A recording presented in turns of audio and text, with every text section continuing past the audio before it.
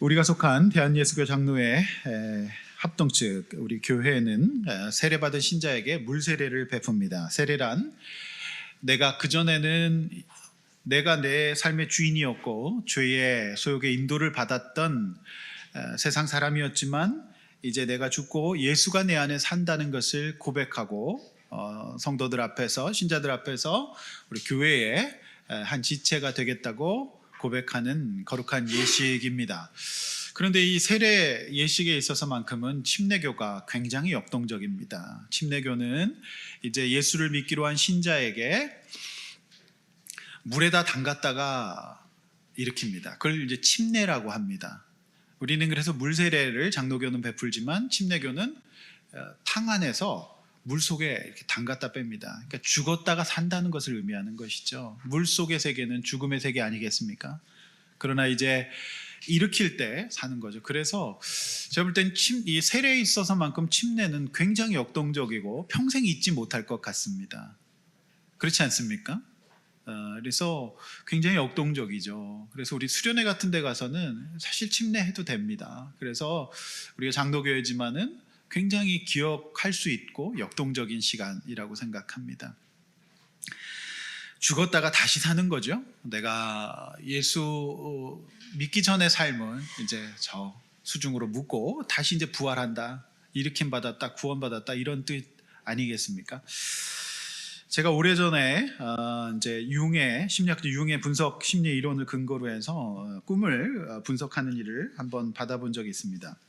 선생님께서는 꿈을 꾸실 텐데 머리맡에다 메모지를 두시고 꾼 꿈을 잊어버리지 말고 참 적어서 오십시오 이렇게 했습니다. 그래서 일주일에 한두 편의 꿈을 적어갑니다. 근데 제가 꿨던 꿈 중에 굉장히 인상적이었던 꿈이 있는데 신학교 건물 5층에서 제가 뛰어내립니다. 근데 그 신학교에는 호수가 없는데 그 호수는 건국대학교의 일감호수였습니다. 그래서 제가 그 호수로 뛰어내리는데 놀라운 거는 뛰어내리잖아요.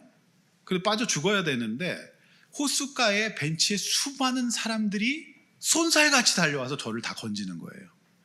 그럼 저는 또 죽는데 뛰어내리는데 또 건져주고 죽을 수가 없는 거예요. 그런 꿈을 반복적으로 제가 여러 번 꿨습니다. 그랬더니 이제 이 선생님은 우리 국내에서 몇 안 되는 국제 분석가십니다. 서울대 정신과 출신의 국제 분석가 되게 어려운데 이제 상담에서 끝판왕은 꿈 분석이거든요. 꿈은 이제 무의식의 역동이라고 보시는 거죠. 그래서 이유가 있는 겁니다. 우리가 의식적으로 인식하고 잊어버리고 있던 것들도 우리가 잠을 잘 때 무의식 상태에서 꿈으로 나타나는 거거든요. 근데 이 선생님 저한테 그런 말씀 하시더라고요. 그분은 제가 목사인 줄 아세요? 목사님 혹시 기독교에 세례가 있지 않냐고. 이 꿈은 굉장히 중요한 꿈인데 이제 목사님 중년의 때에 이제 정말 정리하고 싶은 것들을 정리하고 이제 그만 끊고 가라는 무의식의 역동입니다. 아직도 계속 정리하고 죽지 못하는 것들이 있으니까 무의식에서 지금 그렇게 꿈으로 나타나고 또 주변에 이렇게 사람들이 계속 건지는 것은 아마도 목사님 옆에서 뭔가 돕고 있는 사람들이 많은데 목사님은 때로는 혼자일 것 같고 내 주변에 아무도 없다는 생각을 하고 사는 것 같습니다. 그런 분석을 해주시면서 굉장히 유의미한 꿈이라고 그렇게 해석해 주셨던 생각이 납니다.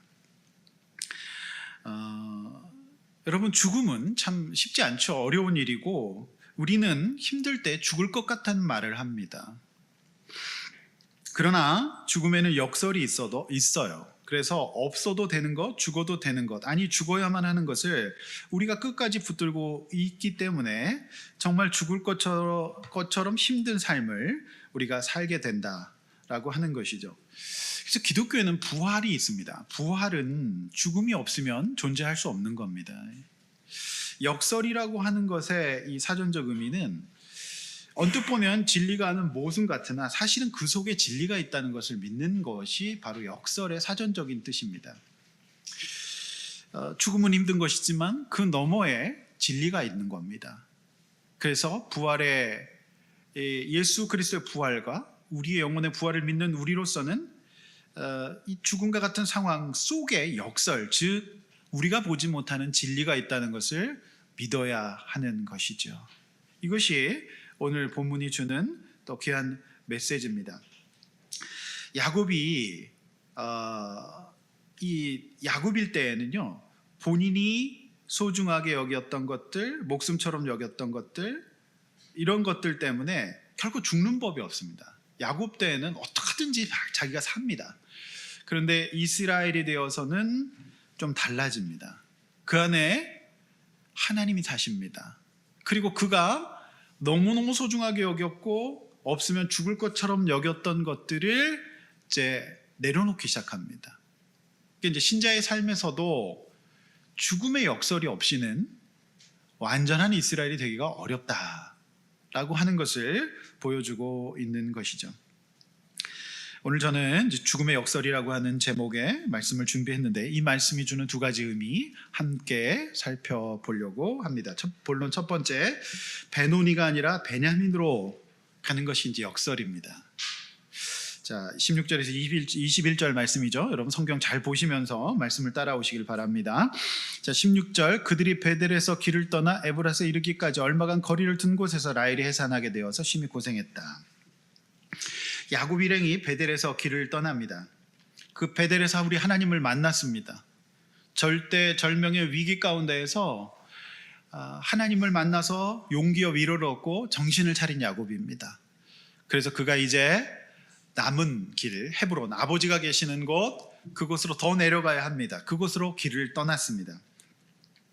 자, 그곳 가는 길 도중에 에브랏에서 멈추게 되는데, 훗날 예수님께서 나신 베들레헴이 바로 이곳입니다. 그 길에서 야곱이 평생 그렇게 아끼고 사랑했던 아내 라헬이 아이를 낳다가 심히 고생하게 됩니다. 17절, 굉장한 난산이었습니다. 난산할 즈음에. 산파는 경험이 많기 때문에 이날 이 출산이 쉽지 않겠다라는 것을 직감적으로 알았고, 당사자인 라헬도 알았습니다. 이날 쉽지 않겠다. 왜냐하면 첫째 낳았을 때랑은 너무 다른 거예요. 이날 쉽지 않겠다. 오늘과 같은 부인과 체계가, 의료 체계가 없었으므로 그 당시에 많은 여성들이 아이를 낳다가 죽었습니다. 그래서 이 산파는 산모를 위로합니다. 두려워하지 말라. 이 두려워하고 위축되기 시작하면 더 어려워지기 때문에 산파로서 적절한 조치였다고 생각을 합니다. 18절, 결국 난산 끝에 아들이 태어났지만 라헬은 죽게 됩니다. 라헬은 마지막 순간에 어미 없이 살아야 할 아들을 이제 품에 안으면서 늘 그래왔듯이 아이의 이름을 지어줍니다. 그 이름이 뭐죠? 베노니입니다. 베노니는 슬픔의 아들, 원통한 아들, 이 뜻입니다. 베노니. 성도 여러분, 우리가 지난주에 리브가의 유모 드보라의 죽음을 통해서 애통해하면서 알론바굿이라고 불렀던 야곱의 이야기 함께 나눴는데, 드보라의 한 가정을 향한 평생의 헌신의 의미와 야곱을 편애했던 리브가의 유모 드보라는 특별한 야곱에게 의미가 있었다고 말씀드렸잖아요. 자, 지금 야곱이 가는 길은요, 나 자신을 의지하고 사람을 의지하고 소유를 의지했던 야곱이 가는 길이 아니라 하나님만으로 기뻐하고 함께 살아갈 힘을 얻는 이스라엘이 가는 길입니다. 그런데 이런 일을 겪고서 이제 또 라헬의 죽음을 또 맞이하게 됩니다. 우리는 늘 그런 생각을 하게 돼요. 이제 뭐 좀 잘해보려고 하는데 늘 불행은 나를 비껴가지 않은 것 같다. 나는 왜 이렇게 잘 안 풀릴까? 나는 뭐 이렇게 불행이 겹쳐서 오는 걸까? 야곱은 지금 연속적으로 두 죽음을 맞이합니다. 드보라의 죽음, 그리고 라헬의 죽음. 참 힘들어요. 그가 평생 동안 그토록 아끼고 사랑했던 특별한 아내 라헬입니다. 이 아내를 얻기 위해서 14년의 고된 노동을 했고 여러 가지 엮이면서 20년의 시간을 보내게 되었습니다. 사람이 이쯤 되면 정신줄을 놓거나 아무것도 하고 싶지 않은 깊은 우울에 빠져갈 수 있습니다. 여러분, 이 야곱의 입장을 한번 생각해 보십시오.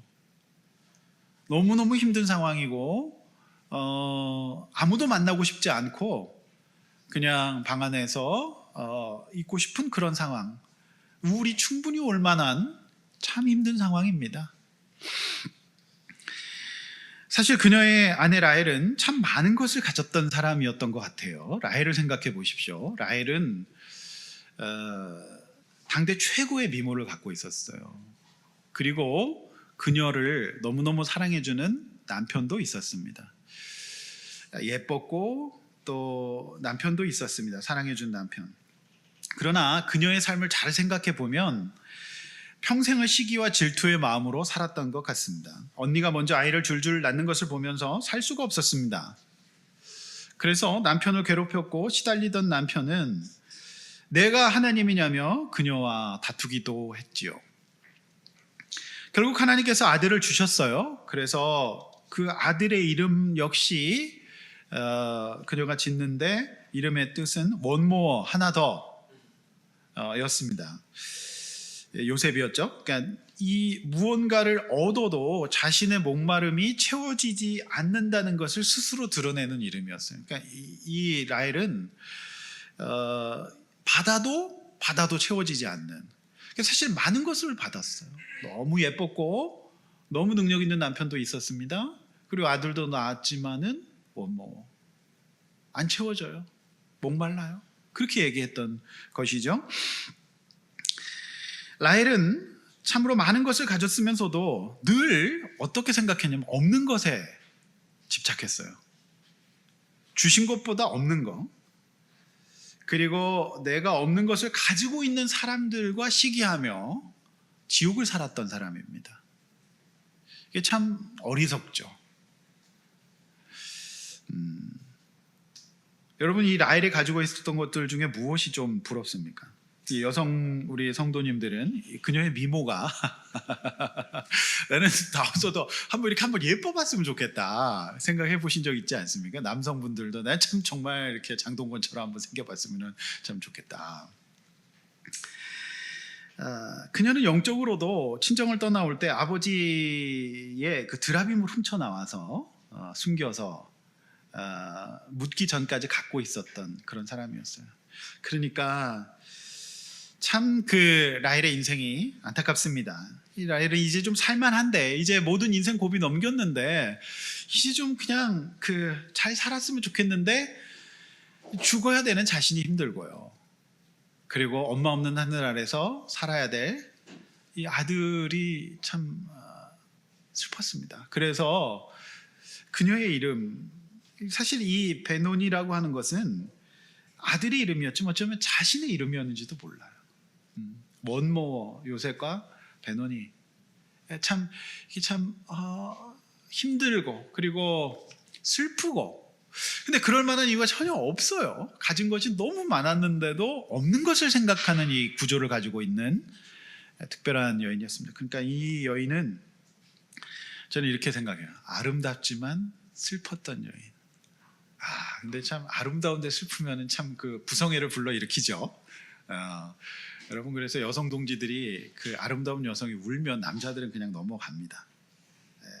울지 마세요. 참 슬퍼요. 그런가 하면 이스라엘에 대한 야곱은 좀 달랐어요. 창세기 시대 고대 근동에서 이름은 그 아이의 인생의 방향을 결정하는 거기 때문에 이름은 굉장히 중요합니다. 지금도 중요하지만, 그런데 이상하리만큼 이 야곱은 그 아이들의 이름 짓는 일에 무관심했어요. 그러니까 관심이 없었던 거죠. 그래서 아내들에게 다 맡겨놨거든요. 그런데 처음으로 야곱이 이름 짓는 일에 관여합니다. 이것이 야곱이 처음 보이는 일이에요. 요셉 이름 지을 때도 그냥 있었는데 뭐라고 짓죠? 베노니가 아니라 베냐민이다. 아니다. 슬퍼하지 마라. 이 아들의 이름은 오른손의 아들. 하나님이 오른손으로 붙드시고 인도하시는 아들 베냐민이다, 이렇게 합니다. 그래서 우리가 베냐민은 많이 알지만 베노니는 많이 모르죠. 원래 베냐민의 이름이 베노니였다는 겁니다. 이것도 굉장히 상징이에요. 우리가 예수 믿으면 베노니에서 베냐민 되는 거거든요. 믿습니까? 오른손의 아들이라고 하는 겁니다. 이름을 딱 고쳐줘요. 아닙니다. 아니야, 여보. 얘는 당신이 없어도 하나님이 지켜주실 거야. 이렇게 이름을 딱 짓는 거죠. 사실 이전에 야곱도 베논이었어요. 왜 그렇게 생각하냐 할 수 있냐면, 일단 야곱은 외삼촌에게 속아서 슬펐어요. 그리고 라헬이 아닌 레아와 함께 사는 자신의 처지가 늘 슬펐어요. 그렇죠? 슬픈 사람이었어요. 그리고 외삼촌 형과 에서가 자신을 진멸하러 찾아오는 현실이 슬펐어요. 왜 나는 늘 이렇게 쫓겨야 되는가, 도망 다녀야 되는가, 이것이 슬펐어요. 그리고 무엇보다 이제 세겜에서 터 좀 잡고 이제 살아보려고 했어요. 이제 모든 거 불 다 꺼져서 이제 좀 살아보려고 하는데 자식들이 사고를 쳐서 슬펐어요. 또 딸이 사고를 당해서 슬펐어요. 그렇지 않습니까? 참 슬펐던 사람이에요. 그런데 그가 설명할 수 없는 은혜로 하나님이 그를 붙드세요. 그래서 하나님을 만납니다. 그리고 위기 때마다 하나님이 개입하셔서 말씀 주셔서 상대를 두렵게 하세요. 반복되는 슬픈 상황 가운데서 야곱은 이제 그 슬픔을 제어하고 다스릴 수 있는 사람이 돼요. 그게 바로 이스라엘입니다. 그러니 이제는 베델에서 다시 엘 베델의 하나님을 만났잖아요. 그러니까 그곳에서 야곱은 이제 베노니가 아니야. 같이 슬퍼할 수 있거든요. 사랑하는 아내가 죽었고 이제 그 아들만 남았어요. 그리고 얼마나 슬퍼요. 연민에 빠질 수 있잖아요. 그런데 아니다.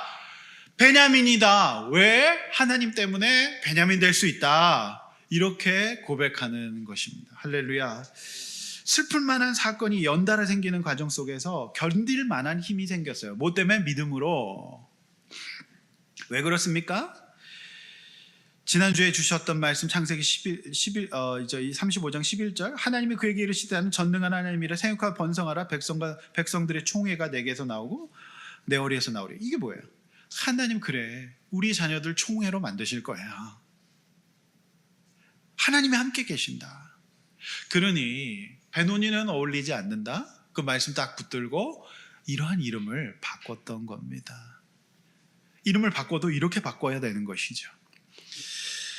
성도 여러분, 하나님이 책임져 주십니다. 그러니까 이 야곱이 지나간 날의 삶의 모든 여정 속에서 때마다 하나님의 은혜를 기억하면서 이렇게 인생을 다시 바라볼 수 있는, 새롭게 바라볼 수 있는 각도와 관점이 바뀌었던 겁니다. 이것이 바로 믿음의 긍정인 것이죠. 19절입니다. 야곱은 라헬을 에브랏 곧 베들레헴에 있는 길에 장사합니다. 그리고 20절 그곳에 라헬의 묘비를 세우고 지금까지 라헬의 묘비라 일컫습니다. 기념이 되고 있다는 것이죠. 성경에서 처음으로 이곳 베들레헴이 등장합니다. 여기에 굉장한 상징이 있는데 여러분 베들레헴에서 누가 나십니까? 예수 그리스도가 나십니다. 베들레헴 이곳에서. 성도 여러분, 하나님은 라헬이 죽은 이곳에서 예수 그리스도가 나게 하십니다. 여기에 역설이 있는 거예요. 우리는 하나님의 자녀입니다. 하나님 함께 계십니다. 우리 삶 가운데에는요 이런 일들이 일어날 수 있지만은 구원받은 하나님의 자녀는 이 땅에서 경험하게 되는 죽음과 같은 상황이 나에겐 너무 힘들 수 있지만 그 너머에 우리가 알지 못하고 있는 크고 비밀한 부활, 구원의 사건, 이곳이 찬송의 떡집이 될 것을 믿는 것입니다. 이것이 우리 신자의 은혜입니다. 할렐루야. 여러분, 여기서 우리는 복음을 발견하게 돼요. 예수 믿고 구원받는다고 하는 것은 내가 죽고 예수가 사는 겁니다. 어쩌면 야곱이 지금 이스라엘이 된 데 있어서 반드시 죽고 다시 살아야 할 것들을 다루고 계시는 것이죠. 여러분 잘 생각해 보십시오. 야곱이 목숨처럼 귀하게 여겼던 거, 리브가로부터 받았던 편애의 증상들이 정리되지 않으면 야곱은 이스라엘이 될 수가 없어요. 이 왜곡된 사랑을 받았기 때문에 아버지 사랑받기 위해서 장자권을 속여서 취하지 않았습니까? 그 안에 어머니의 편애가 살아있는 한 이스라엘이 못 됩니다. 오히려 불안하고 도망자고 슬픈 인생이 될 수밖에 없는 것이죠.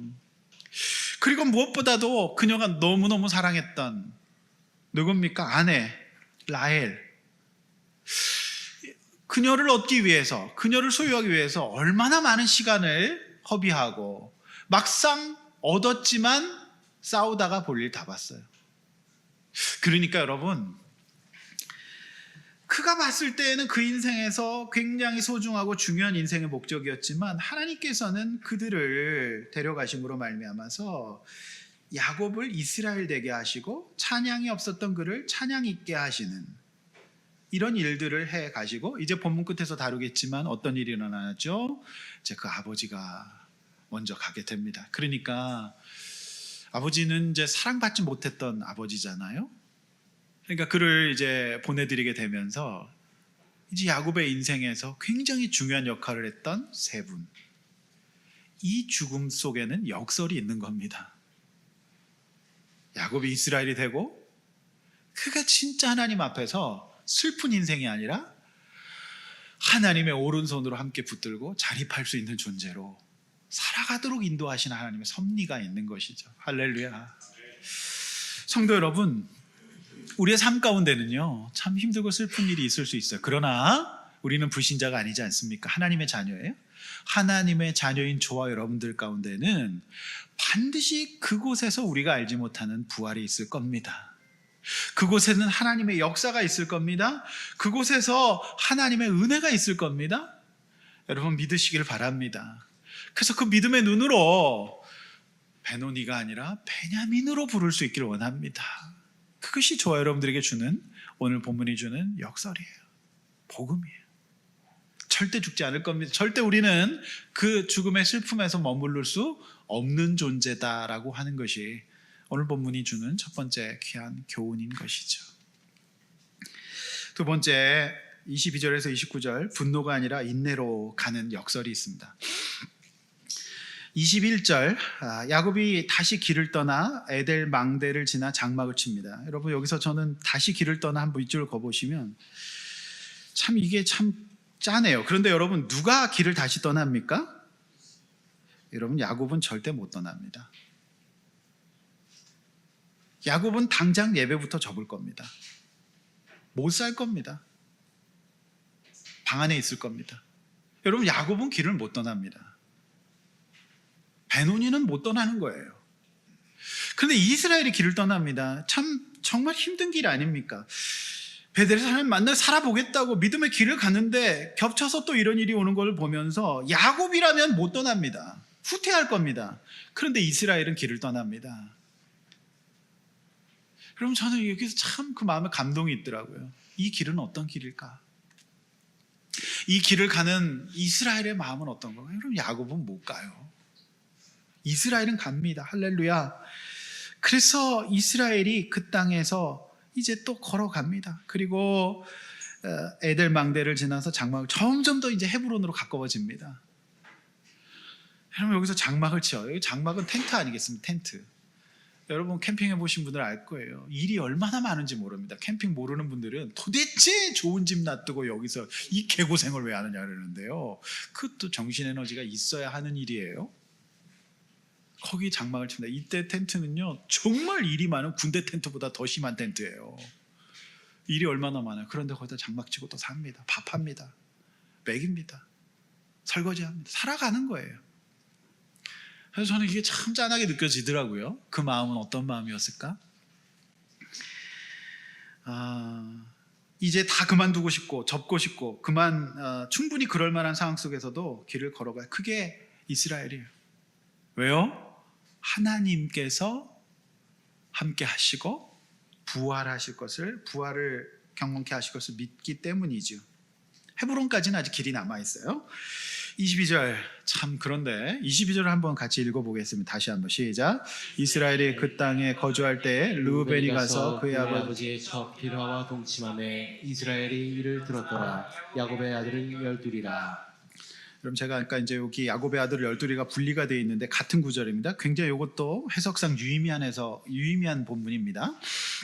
자, 이거 어떻게 봐야 될까요? 이게 무슨 일일까요? 이 큰아들 루벤이 그 레아의 종이었는데 나중에 이제 그 야곱의 첩이 되죠. 사실상 야곱의 아내입니다. 내 아내가 있었는데 그 중에 아내죠. 근데 그와 큰아들이 동침하는 이런 황당한 사건이 일어납니다. 이게 무슨 일일까요? 성경은 이런 거를 적고 있어요. 여러분 성경이 참 놀라운 거는요. 빼거나 더하거나가 없어요. 이런 사람들이 12지파의 조상이 된다는 것은, 우리가 예수 믿고 구원받을 수 있는 것은 우리가 교양이 있고 착하고 의롭고가 아니에요. 우리가 이런, 어떻게 보면 한마디로 우리가 이런 쓰레기이기 때문입니다. 경중의 차이가 있을지 몰라도 우리가 얼마나 말이 안 되는 사람인지라는 그런 것을 보여줘요. 이런 우리를 하나님 사랑하십니다. 이런 우리를 아들 예수 그리스도를 주셔서 구원하시는 것이 기독교입니다. 제가 지난번에 말씀드렸잖아요. 불교에는 그런 게 없어요. 네가 스스로 도 닦아라 이거예요. 이슬람에는 그런 거 없습니다. 여러분, 이슬람이 얼마나 불편한지 몰라요. 못 먹는 것도 많고요. 기도 시간 되면 딱 해야 돼요. 근데 거기에 예수 그리스도가 없기 때문에 평생 그러고 살아야 됩니다. 뒤집어 쓰고 살아야 돼요. 르우벤은 누굽니까? 여러분, 야곱이 원치 않았던 레아의 첫아들 장자였어요. 그래서 참 르우벤의 삶을 보면요, 이해는 충분히 됩니다. 제가 한번 분석을 해보면 여러 가지 상처가 있었는데, 르우벤은 첫 번째로 사랑받지 못하던 어머니를 늘 챙겼던 아들이에요. 어머니가 아버지 사랑을 못 받아요. 어머니한테 안 와요. 늘 레아한테 가요. 그러니까 이 아들은 어머니 곁에서 늘 어머니가 안 됐어. 그래서 어머니가 아들을 못 낳으니까, 어머니가 인정받는 건 아들 낳는 건데 어머니 좀 도와보려고 그 어린 녀석이 들에 나가서 합한채를 구해옵니다. 그 옛날에 그런 거 있잖아요. 아픈 어머니 위해서 불로초 구해왔다, 어디 멀리 가고. 얘는 애 어른이었어요. 어려서부터 늘 어머니가, 슬픈 어머니를 케어하는 남편과 같은 존재였어요. 어머니는 또 그게 고마우니까 아들아 고맙다, 내가 너 때문에 산다, 이렇게 얘기하면서 살았던 아들이에요. 어머니가 사랑 못 받는데 그 아들이 사랑 받았겠습니까? 아버지한테? 아버지 사랑이라는 거를 못 받았어요. 그럼 여기서는 사랑의 결핍이 일어나고, 그럼 여기선 반드시 중독이 옵니다. 이 베냐민은 못 받은 사랑의 결핍 때문에 성의 중독이 왔던 사람이에요. 사실 합한채라는 거를 어떻게 알았겠습니까? 이게 이 베냐민은 어려서부터 성의 이슈가 있었던 아이예요. 베냐민이 아니라 르우벤에. 이게 이런 이슈가 있었던 사람이죠. 그렇죠? 그래서 이 사람이 이걸 성적으로 이제 풀어낸 거죠. 자, 또 한 가지 측면에서는 사회적 측면인데, 구약 성경에는 자신의 이제 권능을 드러내는 방식으로 상대방의 아내를 취한대요. 대표적인 게 이제 구약에서 다윗의 아들 압살롬이 그랬죠. 압살롬이 그 아버지의 또 아내를 이렇게 취하잖아요. 그러니까 이 르우벤은 자신의 친여동생이 강간당한 사건 앞에서도 잠잠했고 별다른 대처를 하지 않았던 아버지에 대한 분노가 있었잖아요. 그래서 이 일을 해결해 가는 과정 속에서도 동생들이 나섰고 이 큰아들은 나서지를 않았어요. 그런데 그러던 중에 평생 경쟁자였던 그 라헬의 죽자, 라헬의 몸종이자 야곱의 첩인 비라를 범함으로써 자신의 상처와 열등감을 덮어버리고 싶었던 것인지도 모르겠어요. 또 해석에는 이런 해석도 있어요. 이제 아버지가 라헬이 죽었는데도 라헬의 몸종인 누구에게? 비라에게만 가니까 이제 근원을 이제 없애버리면 이제 우리 어머니가 좀 이제 사랑받지 않을까, 이런 어떤 해석도 있는데, 또 일리가 있는 해석이라고 보여집니다. 그래서 여러분, 사람의 문제 행동에는 다 이처럼 맥락이 있어요. 이유 없는 행동은 없습니다. 이거를 이제 우리가 범죄학이라고 얘기를 하는데요. 소년원이나 교도소 같은 데 가보면은 얘기를 들어보면 다 설득됩니다. 이유가 있어요. 이유 없는 범죄자는 없거든요. 그래서 이 아이는 참 마음 아프죠. 그렇죠? 이런 어떤 행동, 사람이 어떻게 그럴 수가 있을까? 그럴 수가 있어요. 우리로서는 말이 안 되잖아요. 그런데 얘는 또 그럴 수밖에 없는 상황이 있었어요. 그런데 22절에서 야곱은 침묵합니다. 여러분, 이 침묵을 또 어떻게 해석해야 될까? 이제 야곱의 침묵은 어제 오늘의 일이 아니잖아요. 딸 디나가 강간당했을 때도 야곱은 침묵했는데, 그렇다면 이제 이 침묵도 지난날 이 침묵의 연장선상으로 봐야 될까? 사실 저는 이제 이 야곱의 침묵을 상당히 좀 부정적으로 봤습니다. 이 사람도 왜 이럴까? 그런데 제가 이제 쭉 종합적으로 이 해석들, 야곱의 인생을 보면서 잘 묵상해 봤을 때 제 결론은 꼭 그렇게만 볼 것은 아니다라고 하는 겁니다. 왜냐하면 다음 구절이 바로 붙어 있어요. 22절에 이 행동과 야곱의 아들은 열둘이라. 그리고 23절에서 26절까지 이스라엘의 원형 12아들의 명단이 나옵니다. 만약 이때 르우벤을 쫓아내거나 죽여버렸다면 하나님께서 말씀하셨던 백성들의 총회가 구성될 수 없죠. 그러니까 야곱은 하나님이 이상하지만 그래도 우리 가정을 포기하지 않고 우리 자녀들, 저 이상한 짓을 하고 죄를 범한 죄까지 포함해서 12지파로 만들어 주실 거다, 이것이 하나님의 뜻이다라는 것을 받아들였던 것 같아요. 사실 야곱 입장에서는 미치고 환장할 일이 아니겠습니까? 어떻게 자식이 저럴 수가 있을까? 모욕도 이런 모욕이 없고, 나아가 빌하의 아들들, 야곱의 아들들인 단과 납달리를 어떻게 보겠습니까? 이 족보가 완전히 꼬여버리는 일 아니겠습니까? 그런데 야곱은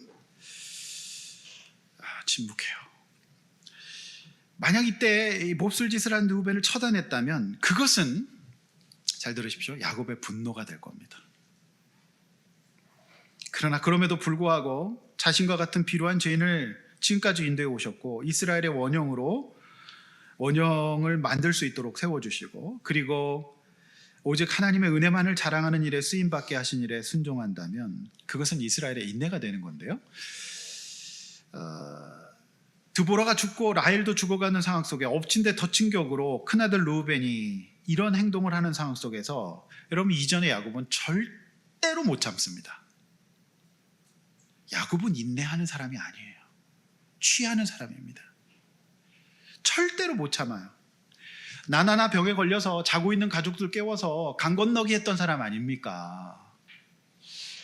야곱은 절대 못 참아요. 이스라엘은 참을 수 있습니다.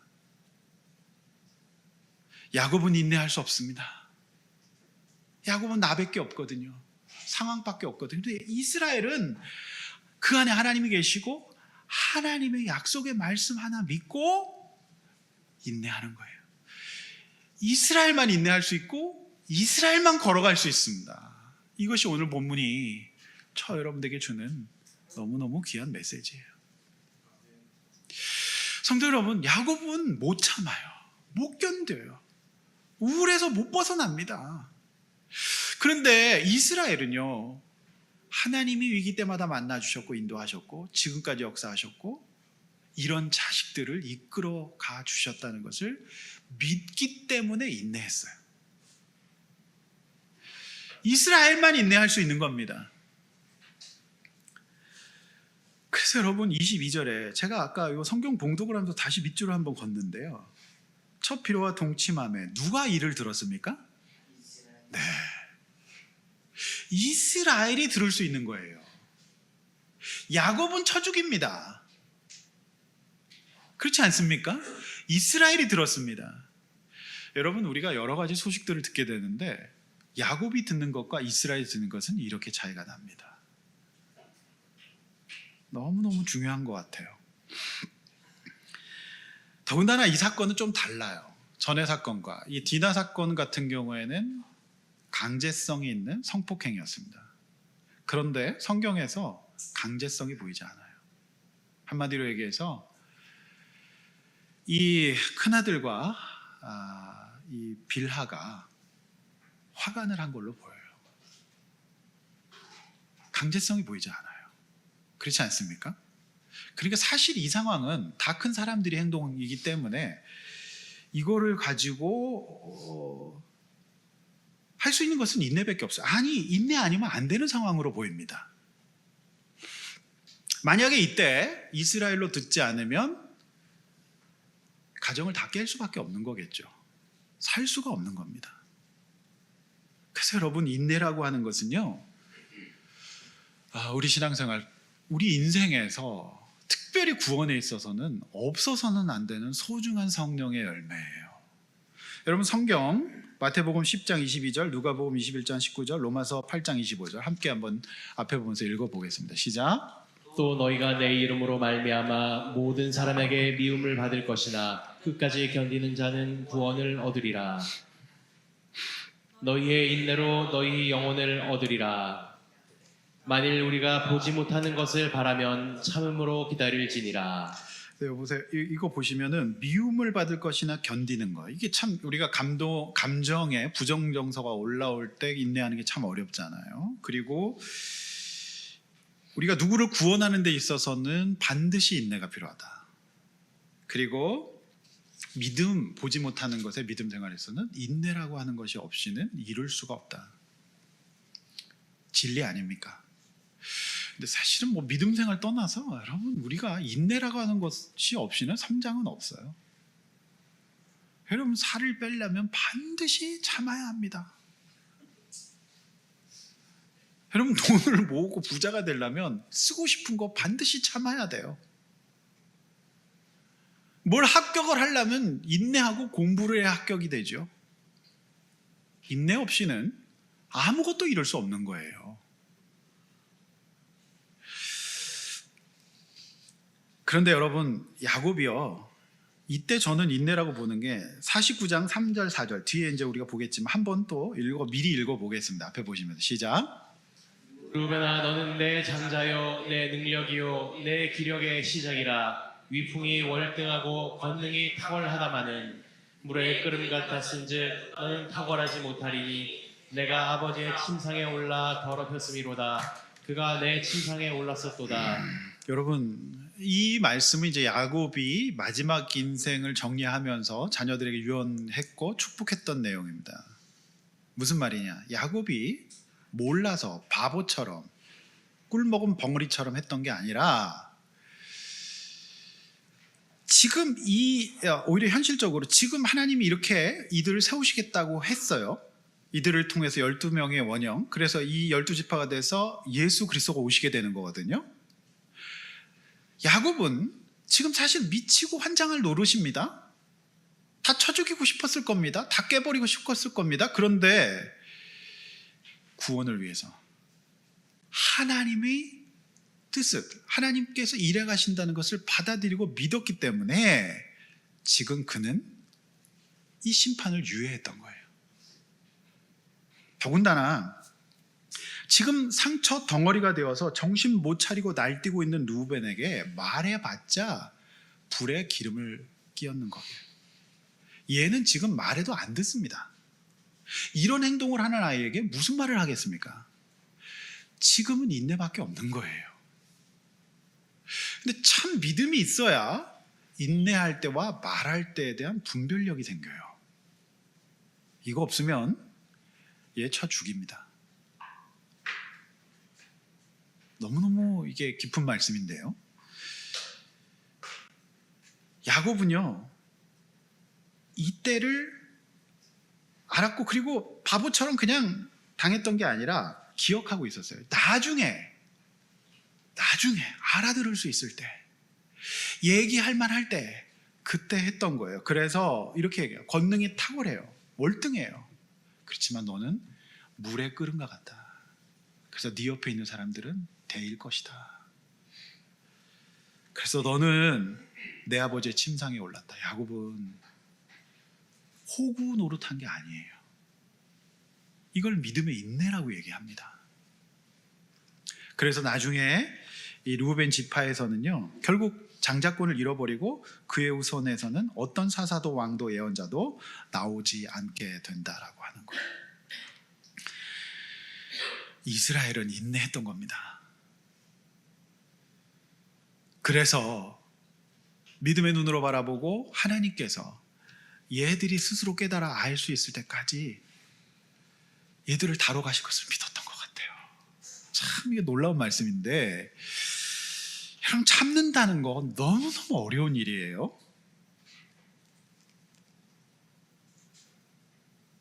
그런데 만약에 이때 이스라엘 인내를 발휘하면서 그 시간을 통과하지 않아서 12지파의 원형을 만들지 않았으면 훗날 예수 그리스도의 구원도 없는 겁니다. 그러니 여러분, 야곱의 입장에서 여러분 한번 생각해 보십시오. 언제까지 참아야 됩니까? 언제까지 당해야 됩니까? 근데 여러분의 배우자와 여러분의 자녀의 구원을 위해서는 이 인내가 필요합니다. 근데 이건 야곱은 못합니다. 그래서 하나님이 여러분들에게 그 은혜를 주셔야 돼요. 그 은혜 주시면 살 수 있습니다. 할렐루야. 전 여기에 오늘 본문에 저 여러분들에게 주시는 귀한 메시지가 있다고 보여집니다. 죽음은 정말 죽음같이 힘든 거예요. 어려워요. 그리고 2번이나 연타로 이런 일을 겪었고 마지막으로 이제 이삭이 죽게 되거든요. 그러니 야곱은 정말 정신 못 차릴 수 있습니다. 그것의 열매가 우울입니다. 그러나 야곱은 그럴 수 있습니다. 그리고 라헬은 베노니밖에 없는 겁니다. 그런데 우리는 베냐민으로 부를 수 있는 믿음을 하나님 앞에서 가질 때에 저는 믿습니다. 여러분 앞에 고개 들어 저를 보십시오. 저는 믿습니다. 여러분의 인생이 베들레헴 찬송의 떡집이 될 것입니다. 지금은 말라 비틀어진 광야바와 같은 삶일지라도 반드시 여러분의 인생에 찬양이 울려 퍼지는, 나눠줄 수 있는 베들레헴의 떡집이 될 날이 있을 줄로 믿습니다. 우리 믿음의 조상들이 기독교를 받아들이고 전부 다 슬펐어요. 다 죽어나갔습니다. 그렇지만 그 후손들이 오늘날 대한민국의 영광, 여권 파워, 정말 놀라운 대한민국이 될지는 누가 알았겠습니까? 지금 대한민국은 전 세계 선교사를 파송하는 베들레헴이 됐어요. 동양의 베들레헴이 됐습니다. 할렐루야. 그러나 그 초대에 이 원형을 구성하는 저와 여러분들에게 있어서는 이런 일들이 필요해요. 옆에 있는 분들에게 인내합시다, 이렇게 한번 인사하십시다. 좀 있으면 부처님 되게 생겼어요. 하도 참아가지고. 근데 여러분, 우리에게는 그리스도가 계시고요. 근데 결론적으로 이렇습니다. 오늘 본문에 나오는 인내는 제가 볼 때는 거의 없어요. 여러분, 이런 일이 나에게 올까 걱정일랑 하지 마십시오. 이런 인내는 거의 일어나지 않습니다. 근데 끝판왕으로 보여주시는 거죠. 사실상 우리는 이렇게 할 일이 거의 없어요. 그래서 사실 인내라고 할 수 없습니다. 그냥 참는 거죠. 그냥 야곱의 참음일 겁니다. 그러기 힘들죠. 이스라엘의 인내를 하면서 살아갈 때에 저는 반드시 그곳에서 이 진리가 있을 겁니다. 할렐루야. 그것이 오늘 본문이 저와 여러분들에게 주시는 소망의 메시지입니다. 믿음을 가집시다. 그리고 베냐민이라고 불러줍시다. 내 스스로를, 내가 야곱이면 나는 살 수가 없어요. 하나님, 저와 여러분들, 우리 모두에게 이스라엘의 은혜를 주십시오. 살아가게 하여 주십시오. 걸어가게 하여 주십시오. 그리고 하나님께서 베들레헴의 역사를 일으켜 주십시오. 결국 나는 예수 믿고 구원받고 부활의 성도 아니겠습니까? 그러니 여러분, 우리 이 믿음 없이는 못 사는 겁니다.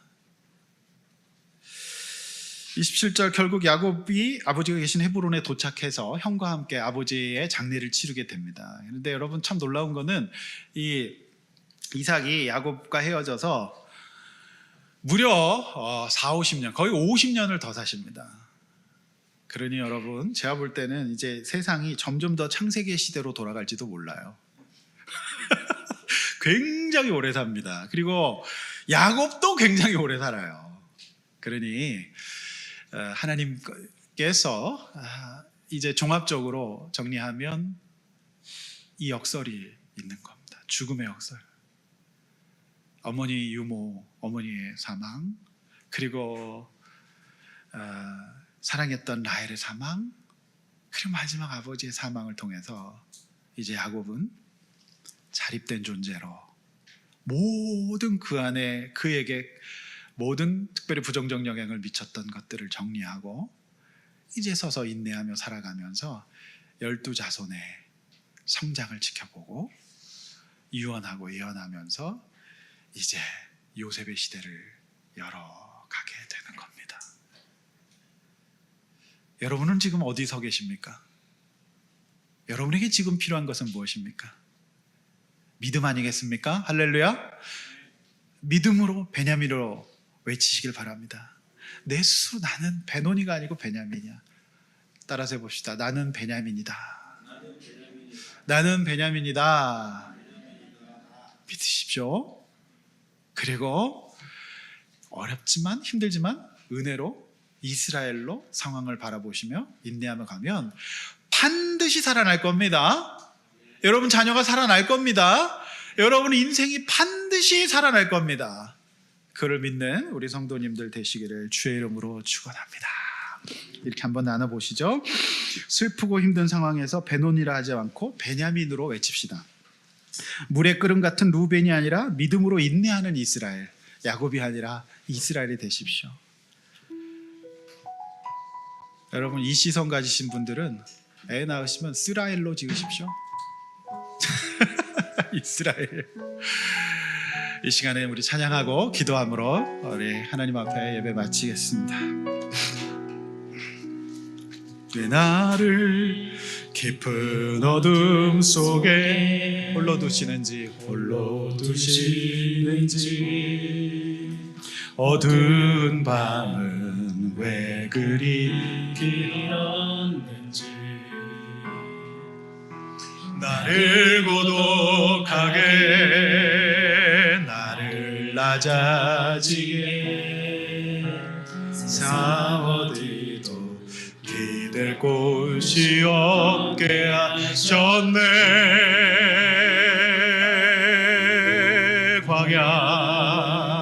광야에 서 있네.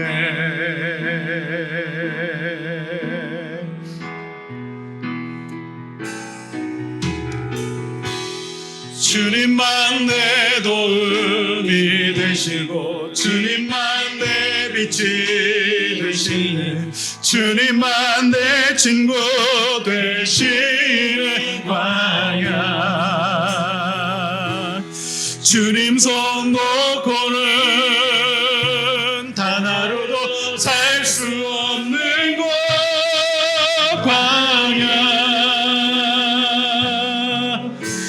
광야에 서 있네. 다시 한번 찬양하겠습니다. 왜 나를 깊은 어둠 속에 왜 나를 깊은 어둠 속에 홀로 두시는지 어두운 밤은 왜 그리 길었는지 나를 고독하게 나를 낮아지게 세상 어디도 기댈 곳이 없게 하셨네.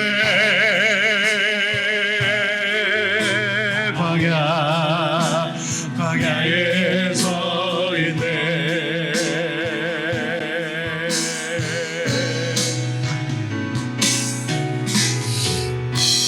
주님만 내 도움이 되시고 주님만 내 도움이 되시는 주님만 내 친구 되시는 광야 주님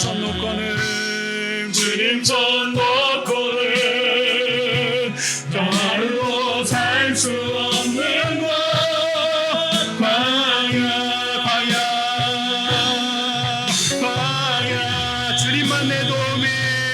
주님만 내 도움이 되시고 주님만 내 빛이 주님만 내 친구 되십니다. 내 친구 되시는 광야 주님 손 놓고는 단 하루도 살 수 없는 곳 광야에 서 있네. 광야에 서 있네. 여러분 이 시간에 함께 같이 기도하겠습니다. 여러분, 우리 인생이 어렵고 힘들죠. 그러나 하나님은 결코 우리를 버리시지 않습니다. 우리를 기어코 이스라엘로 세우실 겁니다. 우리 가정을 세우실 겁니다. 여러분, 그걸 믿음으로 받아들이지 않으면 우리는 곧장 야곱이 되어서 나밖에 모르는 사람이 되어서 아무것도 못하게 됩니다. 성도 여러분, 참 어려워요. 특별히 우리가 불신 가운데 나와서 신앙의 연조가 깊지 않을 때는 더욱더 어려울 수 있습니다. 그런데 하나님께서는 이런 일들을 겪게 하십니다. 죽음과 같은 일들을 겪게 하셔서 그를 이스라엘을 세우시고 그의 자녀들을 12지파로 세워 나가실 겁니다. 성도 여러분, 우리 이스라엘이 되게 해달라고 기도합시다. 여러분, 주님과 함께 하시면 통과할 수 있습니다. 걸어갈 수 있습니다. 우리 주님 바라보면서 살게 해달라고, 하나님, 내가 죽고 예수가 살게 하여서 지금은 참 어렵지만 살아가게 하셔서 아버지 앞에 간증하고 내 인생이 찬양하는 베들레헴의 떡집이 되게 해달라고 주여 한번 외쳐 기도하겠습니다.